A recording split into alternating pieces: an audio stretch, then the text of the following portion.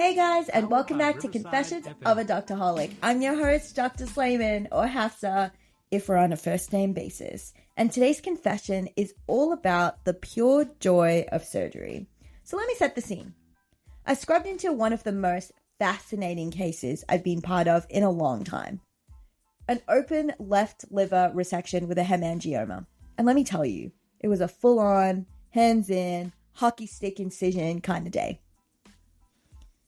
Now, as a junior resident, I mostly get to assist on laparoscopic cases, which I do love. But there's just something about open surgery that hits different. It's visceral. It's tactile.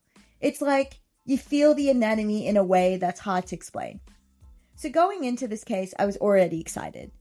But then I looked at the MRI and the hemangioma, massive.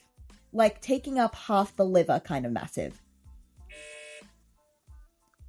We made a midline incision that curved out into a hockey stick, which, if you're not familiar, basically gives you that deep upper abdominal exposure you need to get to the left liver lobe. I'm standing there, watching the fellow walk through it step by step. She's like, "We're going 2 fingers below the costal margin." And I'm just like, "Say less, let's go." She goes a little deeper and then turns to me like, "You want to take the next bite?" Absolutely yes. I get in there and we start cutting through the muscle layer, which of course bleeds a little. So we're going side to side, cauterizing as we go. I'm suctioning, adjusting the light, staying in the zone. Then the attending starts asking me random anatomy questions, like a pop quiz, while my hands are deep in someone's abdomen. You love to see it. But honestly, I was so in the moment. We got full exposure and the liver was just there. Glowing, pulsing, beautiful. We started with exposure, freeing up the falciform ligament, then the left triangular ligament, working our way around the left lobe. But we realized we needed more room. So we actually freed up the right liver too, which made a huge difference. That's when we performed the Pringle maneuver. If you're not surgical, that's when you compress the portal triad, the hepatic artery, portal vein, and bile duct. I wish I could give you guys visual cues. This is to control bleeding during the surgery. It's like putting a clamp on the main highway. And guys, right in front of my eyes, the hemangioma started shrinking. Like you could literally see it deflate as the blood supply was being cut off. At one point, we clamped the feeding artery and got this amazing view of the top margin. It was so satisfying.